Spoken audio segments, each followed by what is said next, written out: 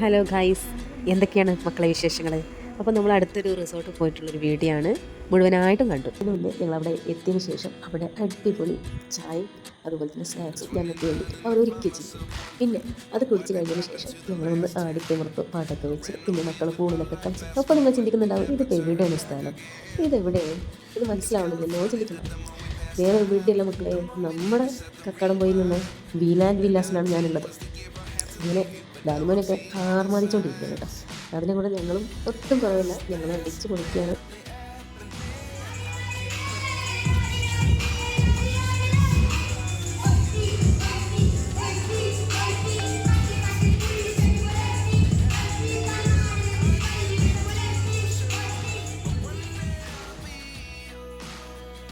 അങ്ങനെ രാത്രിയിൽ ഞാൻ അടിപൊളി മന്തിയും അൽഫാമും ഒക്കെ വരെ അറേഞ്ച് ചെയ്തിട്ടുണ്ടായിരുന്നു.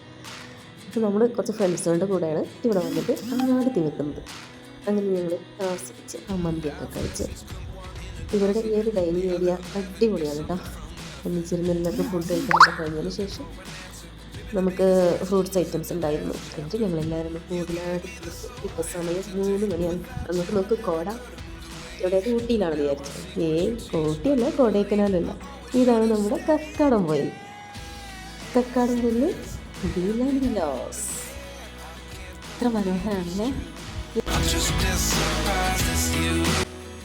അതാ നേരെ വെളുത്ത് വരുന്നൊരു കാഴ്ചയാണ് കേട്ടോ. അത് അടിപൊളിയാണ്, ഫുള്ള് കോടയാണ്, നല്ല തണുപ്പുണ്ട്.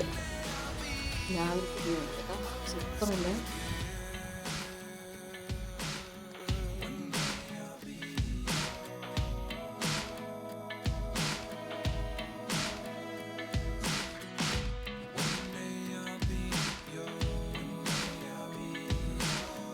ഒരു രക്ഷയില്ല മക്കളെ, നമ്മുടെ ഓവി വില്ലാസിൻ്റെയും ഉള്ളിലുള്ള ഒരു ഭംഗി അത് ശരിക്കും അനുഭവിച്ചറിയേണ്ടത് തന്നെയാണ്.